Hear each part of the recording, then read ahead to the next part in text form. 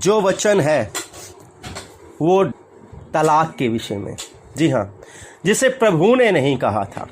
याद रखिए, प्रभु नहीं चाहता कि हम अलग हों। प्रभु का वचन नहीं चाहता कि हम अलग हों। जी हाँ, प्रभु तो कभी भी नहीं चाहता कि हम अलग होकर रहें, क्योंकि वो तो मेल चाहता है, वो तो प्रेम चाहता है, वो तो एक अच्छा संबंध चाहता है और उनके बीच में जिसे उसने बनाया था, उसने रचा था। और मैं आपको बताऊं, ये उसकी योजना नहीं थी, ये उसकी योजना कभी हो भी नहीं सकती। हमने इससे पहले मेरे अजीज़ों, जैसा कि हम मत्ती के 5वें अध्याय में, जबकि वो अपने चेलों को यहाँ पर पहाड़ी उपदेश दे रहा है, हम यहाँ पर देखते हैं, यहाँ पर वो बात कर रहा था अपने चेलों से, एक नया उपदेश देकर वो अपने चेलों को भेज रहा था संसार के अंदर। संसार में जब उसके चेले जाएंगे तो उन्हें बहुत कुछ देखने को मिलेगा, बहुत कुछ जानने को मिलेगा। संसार को देखेंगे तो संसार में पाप भरा है, संसार में बाइबल कहती है कि उसका सिंहासन है। जी हाँ, जब वो संसार के लोगों से मिलेंगे तो संसार फाड़ खाने को आता है मेरे अजीज़ों, क्योंकि संसार में बाइबल कहती है संसार में बुराई भरी हुई है। तो मैं आपको बताऊं, इससे पहले यीशु मसीह व्यभिचार के विषय में बात कर रहा था कि अगर कोई किसी स्त्री पर कुदृष्टि डाले तो वह अपने मन में उससे क्या कर चुका? व्यभिचार कर चुका। जी हाँ, अपने मन में उससे व्यभिचार कर चुका। और उसके बारे में यीशु मसीह ने वहाँ पर हमें बताया था, सिखाया था और समझाया भी था मेरे अजीज़ों। अब हम थोड़ा सा आगे बढ़ते हैं तो यहाँ पर हेडिंग ही तलाक की दी गई है। जी हाँ, हेडिंग ही तलाक की दी गई है। और यहाँ पर प्रभु यीशु मसीह अपने चेलों से कुछ इस प्रकार से कहते हैं, 5वां अध्याय उसका 31वां वचन, यहाँ पर कुछ इस प्रकार से लिखा हुआ है। अगर हम यहाँ पर इसे पढ़ते हैं, जी हाँ, ये भी कहा गया था, जो कोई अपनी पत्नी को तलाक देना चाहे तो उसे त्याग पत्र दे। जी हाँ, यहाँ पर अगर हम देखते हैं मैथ्यू चैप्टर 5 वर्स 31 to 32 जिस प्रकार से यहाँ पर देखते हैं हम 31 और 32 के अंदर लिखा हुआ है। और मैं एक बार फिर इसे पढ़वाना चाहूँगा। ये भी कहा गया था, जी हाँ, यीशु मसीह कहते हैं ये भी कहा गया था कि जो कोई अपनी पत्नी को तलाक देना चाहे तो उसे क्या दे? त्याग पत्र दे। जी हाँ, त्याग पत्र दे। लेकिन यीशु मसीह यहाँ पर कुछ और भी कह रहे हैं, कुछ अलग कह रहे हैं।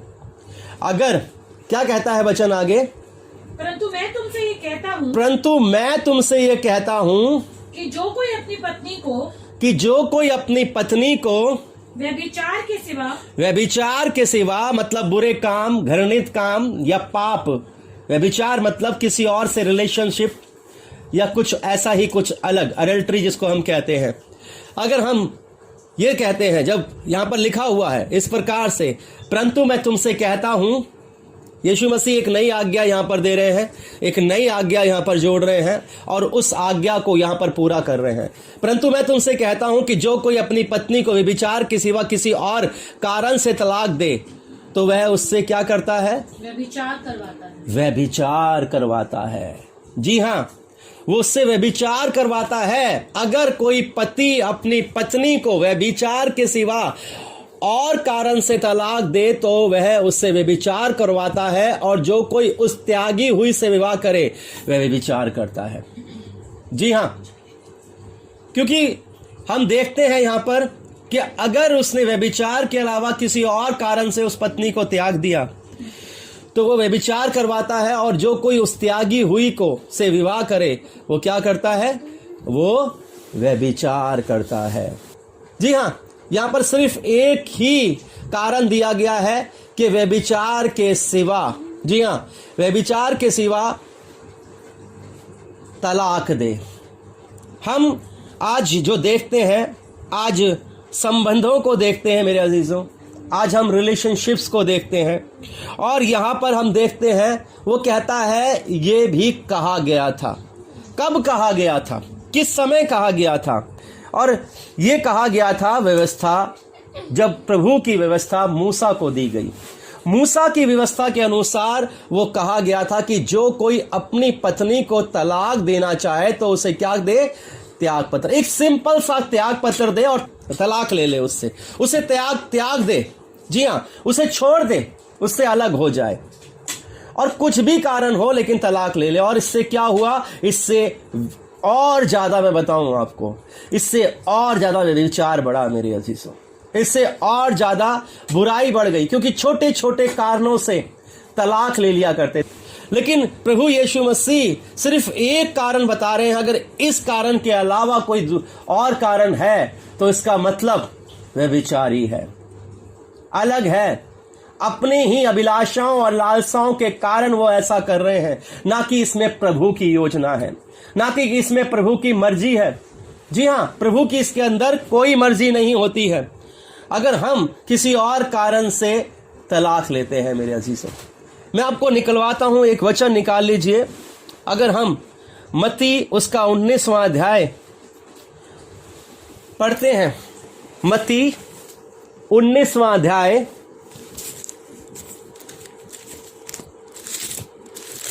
और इसके 30वें वचन से जब पढ़ते हैं तो क्या लिखा हुआ है? जब फरीसी उसकी परीक्षा करने के लिए पास आकर कहने लगे। अब यहाँ पर फरीसी आए हैं, फरीसी यीशु मसीह के पास आए हैं, कुछ ना कुछ लेकर आ जाया करते थे उसके पास। यीशु मसीह की परीक्षा करने के लिए कुछ ना कुछ उसके पास वो करने आ जाया करते थे मेरे अजीजों, ताकि वो किसी ना किसी तरह से उसको मूसा की व्यवस्था के अगेंस्ट कर सके। जी हाँ, उसे मूसा की व्यवस्था से अगेंस्ट कर सके, लेकिन वो कभी कर नहीं पाए ऐसा। वो एक बार फिर उसकी परीक्षा करने के लिए आए हैं और क्या कहते हैं? क्या हर एक कारण से अपनी पत्नी को त्यागना उचित है? क्या हर एक कारण से अपनी पत्नी को त्यागना उचित है? लेकिन हम यहाँ पर देखते हैं वो यहाँ पर एक बार फिर परीक्षा करने के लिए आए हैं और उससे कहते हैं, तो उसने उत्तर दिया, क्या तुमने नहीं पढ़ा? उसने उत्तर दिया, क्या तुमने नहीं पढ़ा? वो व्यवस्थापक है, वो फरीसी है, फिक्की फरीसी है, व्यवस्था का बड़ा ज्ञान है उन्हें, प्रभु की व्यवस्था का बड़ा ज्ञान है। तो वो प्रभु यीशु मसीह उन्हीं से ही यहाँ पर क्वेश्चन कर रहे हैं, क्या तुमने नहीं पढ़ा है? तुम तो बड़े समझदार हो, तुम तो बड़े ज्ञानी हो, तुम्हें तो व्यवस्था की बड़ी नॉलेज है। क्या तुमने नहीं पढ़ा है कि जिसने उन्हें बनाया उसने उन्हें आरंभ से क्या कहा? नर और नारी कहकर बनाया है। क्या कहकर बनाया है? नर और नारी कहकर बनाया है। और क्या कहता है परमेश्वर का वचन? इस कारण मनुष्य अपने माता पिता से अलग होकर, इस प्रकार मनुष्य अपने माता पिता से अलग होकर अपनी पत्नी के साथ रहेगा, अपनी पत्नी के साथ रहेगा, और वे दोनों एक तन होंगे। और वो दोनों क्या होंगे? एक तन होंगे। और इसके बात की प्रमाणित करता है मेरे अजीजों, जब हम उत्पत्ति की पुस्तक में चलते हैं। जी हाँ, जब हम उत्पत्ति की पुस्तक में चलते हैं तो वहां पर परमेश्वर आदम को देखते हैं और आदम को देखकर कहते हैं कि इसका अकेला रहना अच्छा नहीं है, जिसे हम उत्पत्ति के 2 अध्याय उसके 18वें वचन में पढ़ते हैं। आदम का अकेला रहना अच्छा नहीं है, मैं उसके लिए एक सहायक बनाऊंगा जो उससे क्या खाए? मेल खाए, जो उसके समान दिखे। वो तमाम भूमि के पशु पक्षियों को, तमाम चीजों को उसके पास लेकर आता है, लेकिन कोई भी उससे मेल नहीं खाता है, हम देखते हैं। फिर परमेश्वर आदम को एक गहरी नींद में डाल देते हैं और वहां पर उसकी पसली को निकाल कर उसकी संती मांस भर देते हैं और फिर एक नारी बना देते हैं। जी हाँ, फिर नारी बना देते हैं। अगर हम इसका 22वां वचन पढ़ते हैं तो वहां पर क्या लिखा हुआ है? और यहोवा परमेश्वर ने उस पसली को जो उसने आदम में से निकाली थी, जी, जो उसमें किसमें से निकाली थी? आदम में से निकाली थी, स्त्री बना दिया। क्या बना दिया? स्त्री बना दिया। एक पुरुष और एक अब स्त्री हो गए हैं। अब आगे क्या कहता है? और उसको आदम के पास ले आया। और फिर क्या कहता है वचन आगे? तब आदम ने कहा, अब ये मेरी हड्डियों में की हड्डी, तब आदम ने ये कहा कि अब ये मेरी हड्डियों में की हड्डी, मेरे मांस में का मांस है, मेरे मांस में का मांस है, इसलिए इसका नाम नारी होगा, और इसलिए इसका नाम नारी होगा, क्योंकि ये नर में से निकाली गई। क्योंकि ये किस में से निकाली गई है? नर। नर में से निकाली गई है मेरे अजीजों। स्त्री पुरुष में से निकाली गई है। आगे क्या कहता है? जैसे कि प्रभु यीशु मसीह भी 19वें अध्याय के 5वें वचन में बोल रहे हैं। यहाँ पर वो इसी वचन को कोड कर रहे हैं, उत्पत्ति के 2 अध्याय के 24वें और 25वें वचन को। क्या कहता है? इस कारण पुरुष अपने माता पिता को छोड़कर, इस कारण पुरुष अपने माता पिता को छोड़कर अपनी पत्नी से मिला रहेगा, अपनी पत्नी से मिला रहेगा, और वे एक ही तन बने रहेंगे। और वो कितने तन बने रहेंगे? एक। अलग अलग तन नहीं हुए हैं मेरे अजीजों। प्रभु ने उन्हें एक पसली को निकाला और उसके संति मांस भर दिया। वो किस में से निकाली गई? पुरुष में से निकाली गई। तो वो एक ही तन है, वो पुरुष का ही तन है मेरे अजीजों। और कहता है कि वो दोनों एक ही तन बने रहेंगे। और आगे क्या कहता है? आदम और उसकी पत्नी दोनों नंगे थे, जी, पर लज्जाते ना थे। अब यहाँ पर आदम की जो स्त्री जो बनाई थी, उसे परमेश्वर का वचन क्या कह रहा है? यहाँ पर पत्नी कह रहा है मेरे अजीजों। यहाँ पर उसे पत्नी कहकर संबोधित किया जा रहा है। और मैं आपको बताऊं, ये किस लिए हुआ है? ये इसलिए हुआ क्योंकि परमेश्वर ने खुद उन्हें पति और पत्नी होने का अधिकार दिया मेरे अजीजों।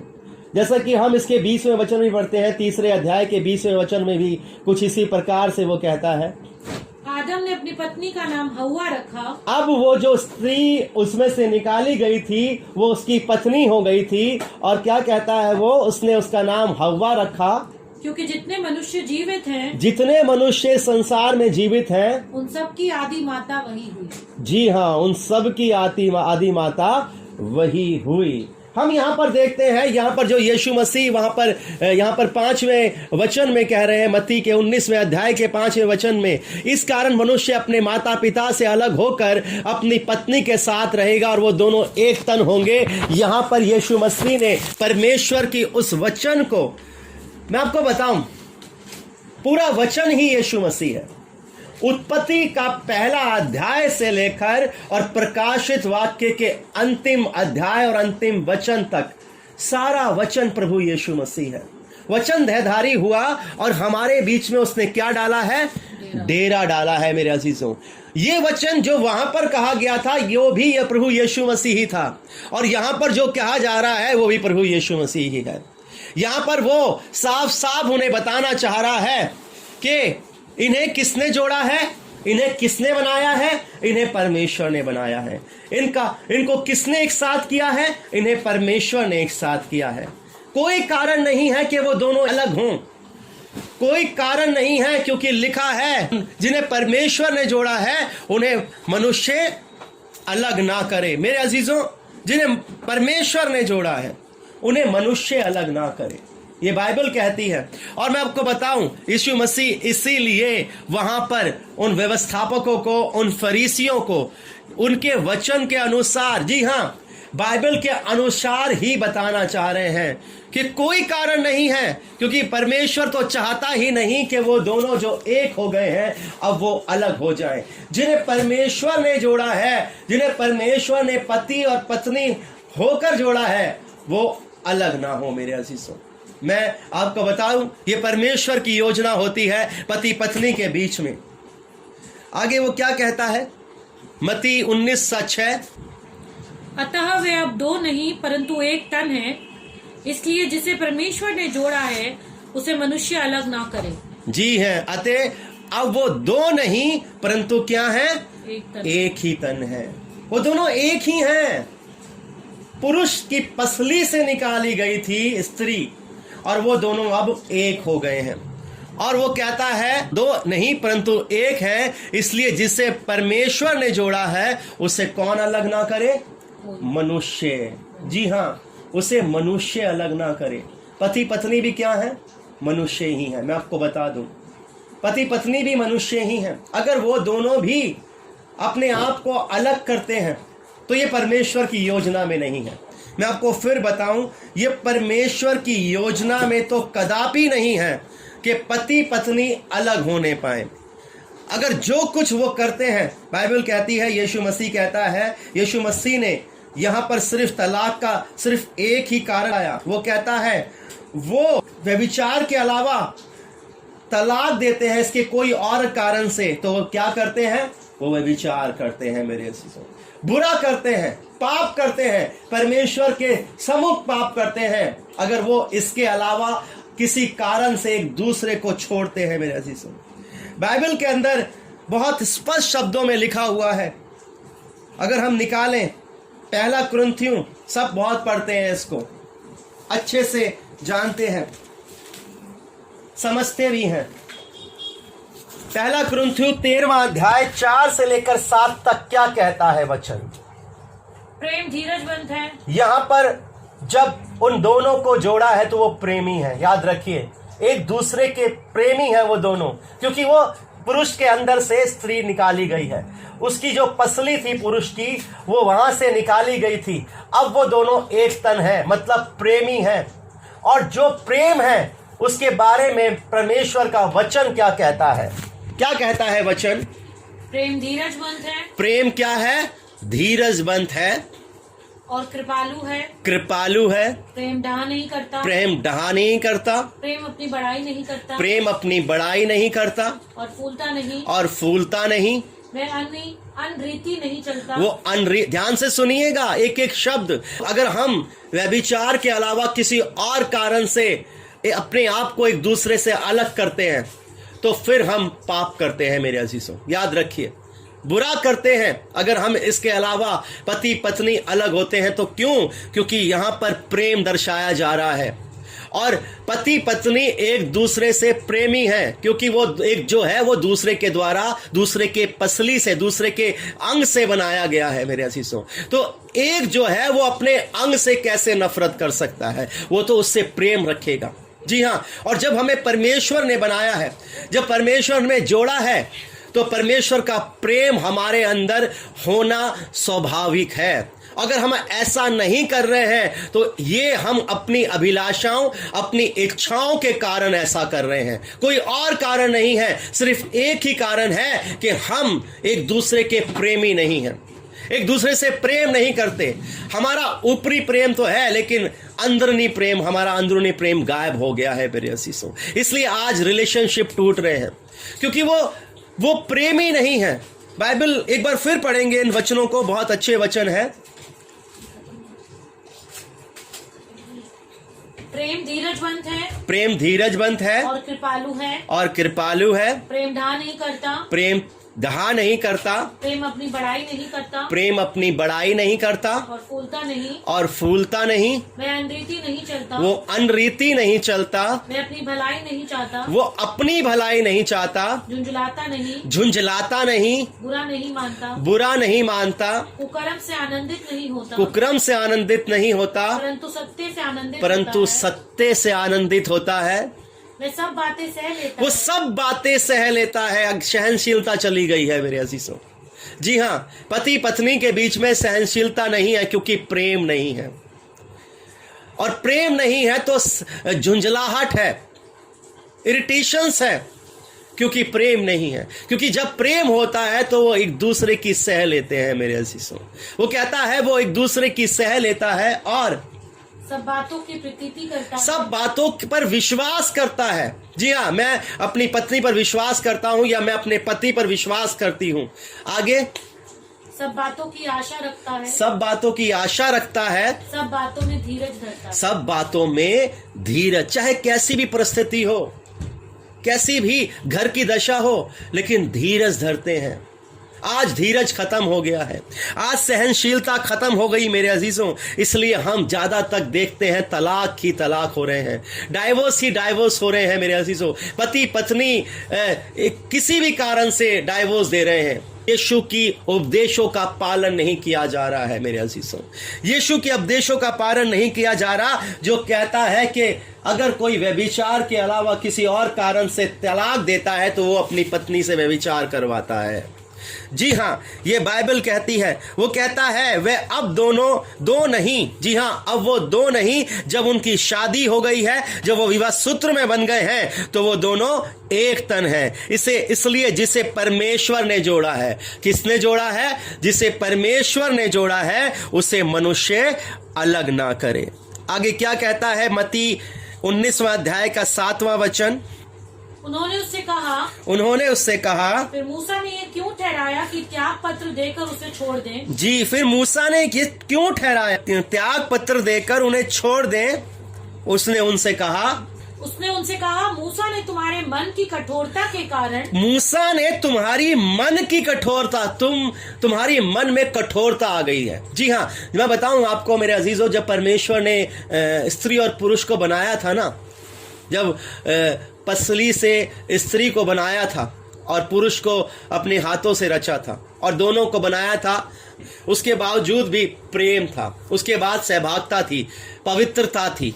वहां पर हम देखते हैं जब तक पाप नहीं आया था जीवन के अंदर, जब तक पाप नहीं आया था तब तक तलाक भी नहीं था, दोनों का अलग होना भी नहीं था।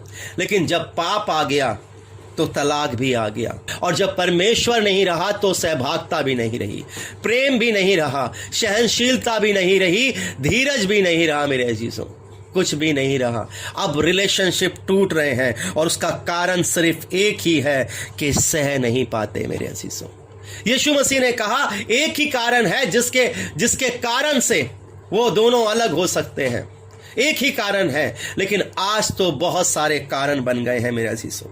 हम देखते हैं यहां पर यीशु मसीह साफ साफ इसका उदाहरण दे रहे हैं कि अगर वो बिना लज्जा के, बिना व्यभिचार के त्यागी गई है और कोई उससे शादी करता है, कोई उससे विवाह करता है, तो वो भी क्या करता है? व्यभिचार करता है। जी हाँ, वो भी व्यभिचार करता है। मूसा की व्यवस्था में हम देखते हैं वहां पर उसी का उदाहरण दिया जा रहा था, वहां पर उसी के उदाहरण से बात किया जा रहा था। लेकिन वहां पर भी हम देखते हैं यीशु मसीह के पास हर एक शब्द होता है कहने के लिए। जी हाँ, हर एक शब्द वहां पर यीशु मसीह के पास है। और हम देखते हैं यहां पर आगे क्या लिखा हुआ है। जब हम 19वें अध्याय में चलते हैं वापस, और यीशु मसीह कहते हैं, उसने उनसे कहा, मूसा ने तुम्हारे मन की कठोरता के कारण तुम्हें अपनी पत्नी को छोड़ देने की आज्ञा दी, परंतु आरंभ से ऐसा नहीं था। जी हाँ, परंतु आरंभ से ऐसा नहीं था। पति अपनी पत्नी को नहीं छोड़ा करता था और ना पत्नी अपने पति को छोड़ा करती थी। हम देखते हैं अब्राहम, वो दोनों हम देखते हैं वहां पर वो बांस थी, 90 साल तक कोई पुत्र नहीं हुआ था, ना कोई संतान उनके हुई थी, लेकिन उन दोनों ने एक दूसरे को नहीं छोड़ा था मेरे अजीजों। कोई भी कारण से एक दूसरे को नहीं छोड़ा था, एक साथ मिले रहते थे मेरे अजीजों। क्यों? क्योंकि वो परमेश्वर से डरते थे। जिसे परमेश्वर ने जोड़ा है उसे मनुष्य अलग ना करे, ये यीशु मसीह कहता है। और जब हम प्रभु के सामने प्रॉमिसेस करते हैं, वाचा बांधते हैं, उससे कहते हैं कि हम हर दुख हर सुख में एक दूसरे के साथ बने रहेंगे, किसी भी परिस्थिति में एक दूसरे को नहीं छोड़ेंगे, तो ये परमेश्वर की और परमेश्वर के साथ किया गया, परमेश्वर के सामने किया गया प्रॉमिस होता है। आज वो प्रॉमिसेस तोड़े जा रहे हैं। आज उन वाचाओं को जो हम प्रभु के सामने बांधते हैं, एक दूसरे का हाथ पकड़कर बांधते हैं, आज वो वाचाएं, वो वादे तोड़े जा रहे हैं मेरे अजीजों। छोटे छोटे कारणों से वो वादे तोड़े जा रहे हैं। आज व्यभिचार इतना समा गया है। जी हाँ, मैं आपको बता दूं, पाप भर गया है। छोटी छोटी चीजों के कारण हम एक दूसरे को छोड़ देते हैं, एक दूसरे को त्याग देते हैं मेरे अजीजों, एक दूसरे से दूर हो जाते हैं। एक छोटा सा झगड़ा किसी भी कारण से, और वो झगड़ा इतना बढ़ा लेते हैं कि हम एक दूसरे को डाइवोर्स दे देते हैं। मैंने बहुत सारे केसेस देखे हैं मेरे अजीजों। बहुत सारे ऐसे बहन भाई हैं जो प्रभु के बेटे बेटियां हैं, जिन्होंने प्रॉमिस किए, अच्छे से शादियां की, लेकिन वो शादियां ज़्यादा दिन तक नहीं टिक पाई। उसका कारण क्या है? उसका कारण वो खुद है मेरे अजीजों, क्योंकि प्रभु नहीं कहता, यीशु मसीह नहीं कहता, क्योंकि उसने कहा है, अगर हम 19वें अध्याय के 5वें वचन में पढ़ते हैं तो वो कहता है, इस कारण मनुष्य अपने माता पिता से अलग होकर अपनी पत्नी के साथ रहेगा और वो दोनों एक तन रहेंगे। वो 6ठे वचन में कहता है, वे अब दो नहीं परंतु एक हैं। इसलिए जिसे परमेश्वर ने जोड़ा है, जिसे परमेश्वर ने जोड़ा है, उसे मनुष्य अलग ना करे। अब परमेश्वर ने तुम्हें जोड़ दिया है, और जब तक तुम इस धरती पर हो तब तक तुम एक साथ रहना, एक तन रहना, एक दूसरे से प्रेम करते रहना। बाइबल कहती है प्रेम हर बातों को सह लेता है। जी हाँ, प्रेम हर बातों को सह लेता है, हर बातों की प्रतीति करता है, हर बातों में धीरज धरता है मेरे अजीजों। वो वेट करता है, धीरज धरता है, और यही कारण है जो प्रभु के वचन के अनुसार चलते हैं वो कभी अलग नहीं होते, बल्कि हर परिस्थिति में एक दूसरे के साथ मिले रहते हैं, एक दूसरे के साथ जुड़े रहते हैं, क्योंकि उन्हें किसने मिलाया है? उन्हें परमेश्वर ने मिलाया है मेरे अजीजों। जी हाँ, इसलिए वो सहनशील बने रहते हैं और वो संबंध टूटते नहीं है मेरे अजीजों। उसने उनसे कहा, मूसा ने तुम्हारे मन की कठोर, क्योंकि मन की कठोरता कब होती है? जब पाप आता है, जब बुराई आती है तो मन कठोर हो जाता है, परस्त्रीगामी हो जाता है, दूसरी स्त्रियों की तरफ मोहित हो जाता है, या दूसरे पुरुष की तरफ मोहित हो जाते हैं, वे विचार करने लगते हैं, फिर एक दूसरे के साथ मन नहीं लगता, इसलिए तलाक हो जाता है मेरे अजीज। पाप आ जाता है। जब प्रभु ने हमें बनाया था तब पाप नहीं था, उन्होंने पति पत्नी करके बनाया था। तो कारण कोई भी हो, छोड़ दिया जाता है एक दूसरे को, त्याग दिया जाता है एक दूसरे को। परमेश्वर के उस वादों को जो परमेश्वर के सामने किए गए होते हैं उन्हें दरकिनार कर दिया जाता है, परमेश्वर को भी दरकिनार कर दिया जाता है, क्योंकि उस प्रेम के अंदर कपट आ जाता है, उस प्रेम के अंदर धोखा आ जाता है, उस प्रेम के अंदर व्यभिचार आ जाता है। फिर वो प्रेम नहीं लगता होता मेरे अजीजों, वो प्रेम पाप बन जाता है। इसलिए आज रिलेशनशिप टूट रहे हैं, आज रिलेशनशिप के अंदर एक प्रेम नहीं है मेरे अजीजों, सहनशीलता नहीं है, धीरज नहीं है, बल्कि बुराई ही बुराई भरी पड़ी है। वो कहता है तुम्हारी मन की कठोरता के कारण, जी हाँ, तुम्हें अपनी पत्नी को छोड़ देने की आज्ञा दी, परंतु आरंभ से ऐसा नहीं था। जब परमेश्वर ने मनुष्य को बनाया था, जब उसने नर और नारी करके बनाया था, तब ऐसा नहीं था मेरे अजीजों। तब वो 100 साल तक एक दूसरे के साथ, जब तक वो इस धरती पर होते थे, एक दूसरे के साथ बने रहते थे, हर परिस्थिति में बने रहते थे मेरे अजीजों। सारा, मैं आपको बताऊं, सारा वहां पर सारा ने उसके साथ दिया जब अब्राहम को परमेश्वर ने कहा कि तू अपने कुटुंबियों को छोड़कर उस देश को निकल जा जिसे मैं दिखाना चाहता हूं। वो उसे लिया हुआ फिरता रहा मेरे अजीजों, दुखों में, परिस्थितियों में, मिस्र में डरते हुए, बहुत सारी ऐसी विडंबनाएं आई, लेकिन कभी भी सारा ने अपने पति को नहीं छोड़ा, कभी भी अब्राहम ने अपनी पत्नी को नहीं छोड़ा। वो एक दूसरे के साथ बने रहे। ये प्रेम दर्शाता है, ये सहनशीलता दर्शाती है, ये धीरज दर्शाता है कि वो हर परिस्थिति में एक दूसरे के साथ बने हुए थे। ये है रिलेशनशिप जो परमेश्वर ने बनाई थी। और उसने कहा, यीशु मसीह ने कहा कि आरंभ में ऐसा नहीं था, बल्कि तुम्हारे मन की कठोरता के कारण ही मूसा को ऐसी आज्ञा देनी पड़ी। जी हाँ, वो कहता है, और मैं तुमसे कहता हूं कि जो कोई व्यभिचार को छोड़ और किसी कारण से अपनी पत्नी को त्याग कर दूसरी से विवाह करे, वो व्यभिचार करता है।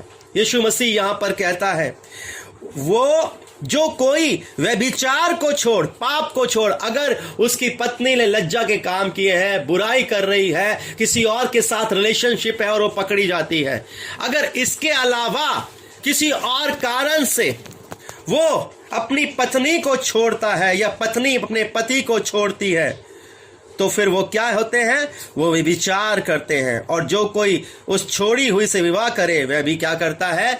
व्यभिचार करता है मेरे अजीजों, क्योंकि परमेश्वर की योजना में ये नहीं था। इफिसियों 5वें अध्याय में 22वें वचन से पढ़ते हैं तो क्या यहाँ पर क्या आज्ञा दे रहा है? हे पत्नियों अपने अपने पति के ऐसे अधीन रहो, अपने अपने पति के ऐसे अधीन रहो जैसे प्रभु के। जैसे आप परमेश्वर के अधीन हो ना, उसकी आज्ञाओं के अनुसार चलते हो, उसकी मर्जी के अनुसार चलते हो, वैसे ही अपने अपने पति के अधीन रहो। ये परमेश्वर की ओर से दी गई आज्ञा थी जो पत्नी के पास पहुंचती है मेरे अजीजों। जी हाँ, जब ऐसा होगा तो रिलेशनशिप में खटास नहीं आएगी। पहली आज्ञा जो मिली वो पत्नी को मिली है, उसके बाद पति को भी मिलेगी आज्ञा। क्या कहता है आगे वचन? क्योंकि पति पत्नी का सिर है, क्योंकि पति पत्नी का सिर है, जैसे कि मसीह कलीसिया का सिर है, जैसे कि मसीह कलीसिया का सिर है, और स्वयं ही देह का उद्धार करता है, और स्वयं ही देह का उद्धार करता है। और जैसे कलीसिया मसीह के अधीन है, जी हाँ, वैसे ही पत्नियां भी हर बात में अपने अपने पति के अधीन रहें। जी हाँ, वैसे ही पत्नियां हर बात में अपने अपने पति के क्या रहे? अधीन रहे। जैसे कलीसिया मसीह के अधीन है। जी हाँ, जैसे मसीह की आज्ञाओं पर चलती है, जैसे मसीह के अधीन रहती है, वैसे ही वो कहता है पत्नियां भी हर बात में अपने अपने पति के अधीन रहे। और अगर ऐसा होगा तो तलाक नहीं होगा मेरे अजीजों। जी हाँ, और वो आगे एक और वचन कहता है, 25वें वचन में वो कहता है, हे पतियों, यहां पर वो कहता है, हे पतियों अपनी अपनी पत्नी से प्रेम रखो। जी हाँ, ये बहुत इंपॉर्टेंट है। अपनी अपनी, अब दूसरे की नहीं, अपनी। जी हाँ, अपनी पत्नी से, यहां पर कहता है अपनी अपनी पत्नी से प्रेम रखो जैसा मसीह ने भी कलीसिया से प्रेम करके अपने आप को उसके लिए दे दिया। ऐसा प्रेम होना चाहिए एक पति का अपनी पत्नी से। उसे मारे कूटे नहीं, उसे गालियां ना दे, उस पर जोर और जबरदस्ती ना करे, बल्कि ऐसा प्रेम रखे जैसा मसीह कलीसिया से प्रेम करता था और उसने अपने आप को कलीसिया के लिए दे दिया मेरे अजीजों। इसी प्रकार उचित है कि पति अपनी अपनी पत्नी से अपनी देह के समान प्रेम रखे। यह 28वें वचन में लिखा हुआ है। इसी प्रकार उचित है कि पति अपनी अपनी पत्नी से अपनी देह के समान प्रेम रखे। जो अपनी पत्नी से प्रेम रखता है वो अपने आप से भी प्रेम रखता है। जी हाँ, क्यों? उसका कारण मैंने आपको बताया था। आदम की पसली को निकाल कर और उसे क्या बना दिया गया? उसे स्त्री बना दिया गया। जी हाँ, वो किसके अंदर से निकली है? वो आदम पुरुष के अंदर से निकली है। और जो कोई अपनी पत्नी से प्रेम रखता है वो अपनी किससे प्रेम रखता है? अपनी देह से प्रेम रखता है। ये बहुत जरूरी है मेरे अजीजों। वो आगे कहता है क्योंकि किसी ने कभी अपने शरीर से बैर नहीं रखा वरन उसका पालन पोषण किया है, जैसा मसीह भी कलीसिया के साथ करता है, इसलिए कि हम उसकी देह हैं। वो आगे क्या कह रहा है? उसी को पूरा कर रहा है जो उत्पत्ति में कहा गया और उसके बाद यीशु मसीह ने भी कहा। वो कहता है इस कारण मनुष्य अपने माता पिता को छोड़कर अपनी पत्नी से मिला रहेगा और वो दोनों एक तन रहेंगे मेरे अजीजों। अब इसका मतलब नहीं माँ बाप को छोड़ दिया जाए। मतलब अब कई बार ऐसा होता है कि जो पुरुष होता है वो अपने घर वालों को खींच लेता है और पत्नी होती है वो अपने घर वालों, और ज्यादातर जो झगड़े होते हैं वो एक दूसरे के घर वालों से होते हैं। एक दूसरे के घर वालों का जब निरादर होता है या एक दूसरे के घर वालों को बुरा भला कहा जाता है या उनकी बुराई की जाती है, तब रिलेशनशिप में खटास आती है। इसलिए वो कहता है छोड़ दो उनको, वहां पर अपने माता पिता को छोड़ दो, वहां पर उनकी बातें नहीं होनी चाहिए। उनकी बातें आकर कभी भी तुम्हारे बीच में झगड़े नहीं होने चाहिए कि तुम्हारे घर वाले बुरे हैं या तुम्हारे घर वाले। अगर ऐसा होगा तो कभी भी रिलेशनशिप बनी नहीं रहेगी, वो टूटती जाएगी मेरे अजीजों, वो कभी भी स्थिर नहीं रहेगी। इसलिए वो कहा अब उस कारण मनुष्य अपने माता पिता को छोड़कर, उनकी बातें छोड़कर अपने पत्नी से मिला रहेगा और वो दोनों क्या रहेंगे? वो दोनों एक तन रहेंगे। वो कहता है ये भेद तो बड़ा है, पर मैं यहां मसीह और कलीसिया के विषय में कहता हूं, पर तुम में से हर एक अपनी पत्नी से अपने समान प्रेम रखे और पत्नी भी अपने पति का भय माने। जी हाँ, ये बहुत इंपॉर्टेंट है। आज जो वाचा जो वचन प्रभु हमें दे रहा है, और अगर हम इसे अपनी जिंदगी में अपनाते हैं तो मैं आपको बता दूं, कभी भी तलाक की नौबत नहीं आएगी हमारे लाइफ के अंदर। कभी भी रिश्ते नहीं टूटेंगे, कभी भी विवाह संबंध कभी भी नहीं टूटेंगे मेरे अजीजों, जब हम इसी प्रकार से वचन के अनुसार अपने आप को चलाएंगे। जैसा वचन कहता है उसी के अनुसार अपने रिलेशनशिप को चलाएंगे। तो मैं आपको बता दूं, कभी भी रिलेशनशिप के अंदर खटास नहीं आएगी, बल्कि ये रिलेशनशिप उसी तरह से बनी रहेगी जैसे आरंभ में बनी हुई थी मेरे अजीजों। यहाँ पर यीशु मसीह उस 5वें अध्याय के अंदर, मत्ती के 5वें अध्याय में हमसे इसी प्रकार से कहना चाह रहे हैं। तलाक के विषय में वो अपने चेलों को बता रहे हैं मेरे अजीजों। वह विचार के बारे में बताया, और अंतिम में मैं आपको बताऊं, प्रभु हमसे कहता है, क्योंकि हमें यहीं पर रिलेशनशिप मजबूत करनी है। स्वर्ग में ऐसा कुछ नहीं होने जा रहा। वहाँ विवाह और शादियां नहीं होंगे, वहाँ संबंध नहीं बनाए जाएंगे। सब यहीं पर हो रहा है, सब कुछ यहीं पर हो रहा है मेरे अजीजों। हम यहाँ पर एक दूसरे के प्रेमी बने रहें, एक दूसरे से मिले रहें। कितने साल हैं, कितने साल गुजारना है। अगर उतने एक दूसरे से प्रेम करते हुए, एक दूसरे का भय मानते हुए, एक दूसरे का आदर करते हुए हम एक दूसरे के साथ मिले रहेंगे, तो प्रभु इससे आनंदित ही होगा। क्योंकि जिसे परमेश्वर ने जोड़ा है उसे मनुष्य अलग ना करे। हम अपनी बातों से, अपने घमंड से, अपने तमाम उन संसारिक इच्छाओं के द्वारा एक दूसरे को अपने से अलग किए जा रहे हैं। आज तलाक हो रहे हैं लोगों की जिंदगियों के अंदर। अगर हम परमेश्वर के वचन के अनुसार अपने जीवन को चलाएंगे तो तलाक की नौबत कभी भी नहीं आएगी मेरे अजीजों। वो कहता है 22वें अध्याय में, मत्ती के 22वें अध्याय में 23 से लेकर 33 तक, उस दिन सदूकी जो कहते हैं कि मरे हुओं का पुनरुत्थान है ही नहीं, जी, उसके पास आए और उससे पूछा, हे गुरु, मूसा ने कहा था कि यदि कोई पुरुष बिना संतान मर जाए जी, तो उसका भाई उसकी पत्नी से विवाह करके अपने भाई के लिए वंश उत्पन्न करे। जी। अब हमारे यहाँ 7 भाई थे। पहला विवाह करके मर गया और संतान न होने के कारण अपनी पत्नी को अपने भाई के लिए छोड़ गया। इसी प्रकार दूसरे और तीसरे ने भी किया और 7 तक यही हुआ। सबके बाद वह स्त्री भी मर गई। अतः जी उठने पर वह उन 7 में से किसकी पत्नी हो? उसके बाद जी उठने पर मतलब जब पुनरुत्थान का समय आएगा तो वो उनमें से वो किसकी पत्नी होगी। यहाँ पर फीकी फरीसी एक बार, सदूकी जो है, एक बार फिर उसकी टेस्टिंग ले रहे हैं और मूसा की व्यवस्था के अनुसार ही वहां पर बात कर रहे हैं। लेकिन यहाँ पर यीशु मसीह के पास उत्तर होता है हमेशा। क्या कहता है वो? क्योंकि वह सबकी पत्नी हो चुकी थी। जी। यीशु ने उन्हें उत्तर दिया, जी, तुम पवित्र शास्त्र और परमेश्वर की सामर्थ्य नहीं जानते। तुम पवित्र शास्त्र और परमेश्वर की सामर्थ्य नहीं जानते, इस कारण भूल में पड़े। इस कारण किस में पड़े हो? भूल में पड़े हो।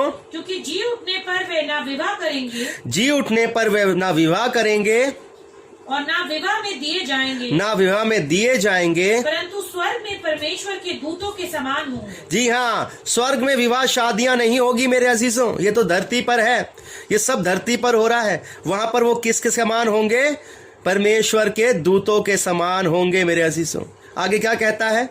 परंतु मरे हुओं के जी उठने के विषय में क्या तुमने ये वचन नहीं पढ़ा? जी, जो परमेश्वर ने तुमसे कहा, जी, मैं अब्राहम का परमेश्वर, मैं अब्राहम का परमेश्वर, इसहाक का परमेश्वर, और इसहाक का परमेश्वर, और याकूब का परमेश्वर, और याकूब का परमेश्वर हूँ। मैं मरे हुओं का नहीं परंतु जीवितों का परमेश्वर। जी हाँ, ये सब रिलेशनशिप, रिश्ते सब यहीं पर है मेरे अजीजों। वहाँ विवाह शादियां नहीं होंगी मेरे अजीजों। जी हाँ, ये तो यहाँ पर ही बनाए गए, यहाँ पर ही शादियां, विवाह, ये सब कुछ बनाए गए। परमेश्वर ने तो स्त्री और पुरुष को बनाया था।